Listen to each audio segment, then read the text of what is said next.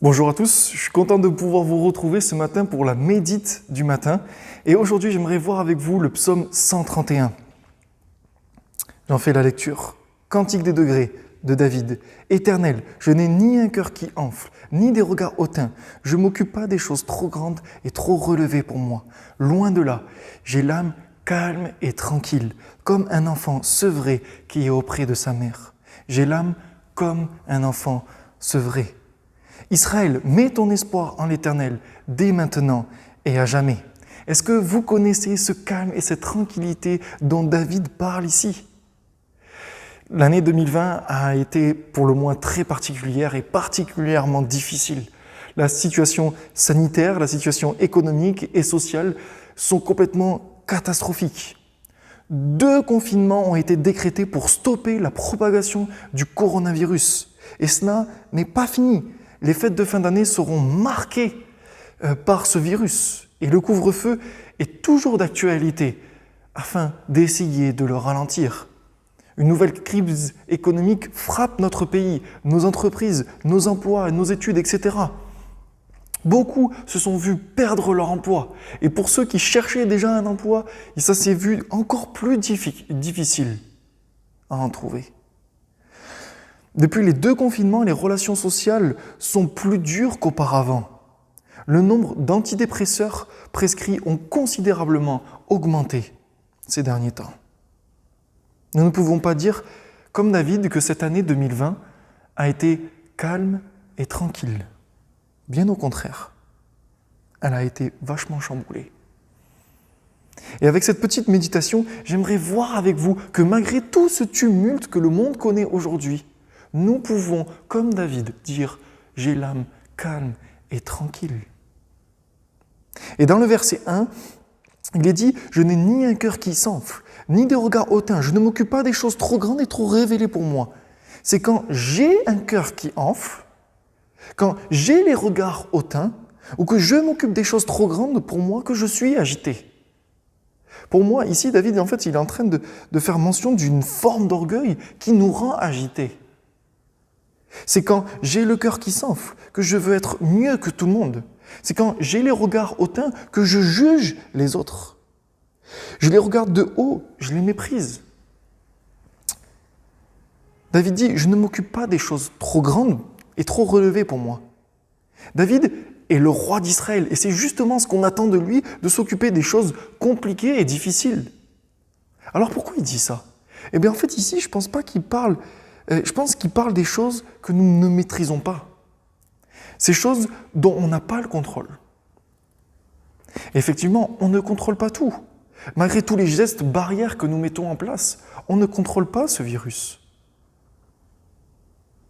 Dans un de ses cours à l'IBG, Pierre Kipfel nous disait que tout appartient à Dieu et que, en fait, nous sommes juste des gestionnaires de ses biens. Notre travail, notre argent, notre intelligence, notre temps, notre capacité physique, notre vie, toutes ces choses appartiennent à Dieu. Et nous sommes juste gérants de ces biens. Cela ne veut pas dire qu'on ne doit pas prendre de responsabilité. Au contraire, nous devons travailler avec ce que Dieu nous a donné.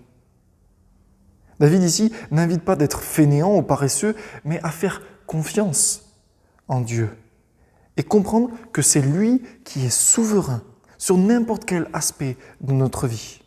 Mon père dit souvent, Clément, aime Dieu et fais de ton mieux. Et au fond, c'est un peu ce que David est en train de dire ici. On n'a pas le contrôle sur tout un tas de choses. Même David, le roi d'Israël, l'avoue. David nous encourage à ne pas nous préoccuper de tout cela, mais d'aimer Dieu et de faire de notre mieux.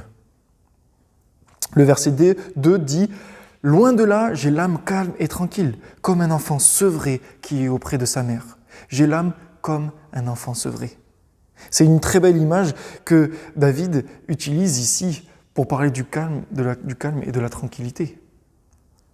Comment dire qu'un enfant est agité lorsqu'il est dans les bras de sa mère ? On a vu que si le « je » prend la première place dans mon cœur, je suis vite agité et stressé.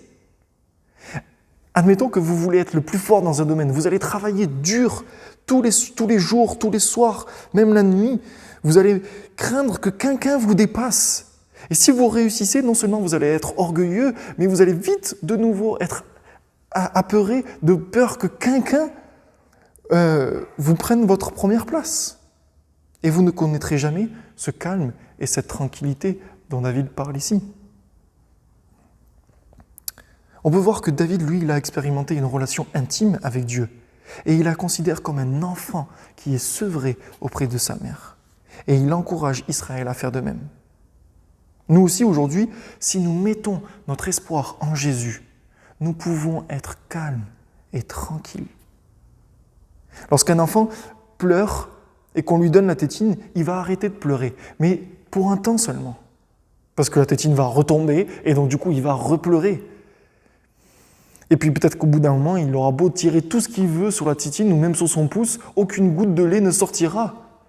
Et donc, il va avoir faim et continuer à pleurer. De même, si on place notre confiance en autre part qu'en Dieu, nous sommes en train de nous nourrir de quelque chose de vain. On sera peut-être calme et tranquille pour un temps, mais très vite, l'agitation, la peur, l'échec reviendront très vite. Jésus-Christ est la seule personne en qui nous pouvons mettre toute notre confiance sans être déçus.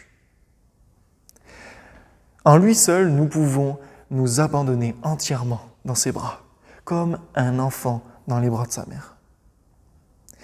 C'est lui qui nous donne de la nourriture et qui nous comble parfaitement. Enfin, dans le verset 3, on peut y mettre notre prénom, Clément. Mets ton espoir en l'Éternel dès maintenant et à jamais. Mettons donc notre espoir en Dieu. Il mérite tout notre espoir et toute notre confiance. Est-ce que vous imaginez qu'un enfant, lorsqu'il est dans les bras de sa mère, se demande « Est-ce que maman aura encore du lait demain ?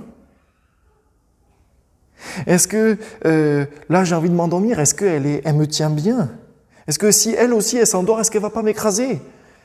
Tout à l'heure j'ai bavé sur mon bavoir, sur mon body. Est-ce qu'elle a bien lavé ? La nuit tombe, est-ce qu'elle a bien pensé à fermer la porte d'entrée ? Non, il est juste calme et tranquille. Il fait confiance, il ne se préoccupe pas des choses trop grandes pour lui. Et Jésus dit dans son sermon sur la montagne, en Matthieu chapitre 6, versets 31-34, « Ne vous inquiétez donc point. Ne dites pas, que mangerons-nous ? Que boirons-nous ? De quoi serons-nous vêtus ? Car toutes ces choses, ce sont les païens qui les recherchent. Votre Père céleste sait que vous en avez besoin. Cherchez premièrement le royaume de Dieu et sa justice, et toutes ces choses vous seront données par-dessus. Ne vous inquiétez donc pas du lendemain, car le lendemain aura soin de lui-même. À chaque jour suffit sa peine. » La solution pour être calme et tranquille est d'avoir une pleine confiance en Dieu. La maman est satisfaite et honorée lorsque l'enfant est calme et tranquille dans ses bras. De même, Dieu est satisfait quand nous lui manifestions une pleine confiance. Que ces temps de fête de fin d'année soit pour nous un moment de renouveler notre confiance en celui qui a quitté son trône de gloire afin de pouvoir venir nous sauver de notre orgueil et de nous offrir sa paix. Je vous souhaite de joyeuses fêtes de fin d'année et à très bientôt.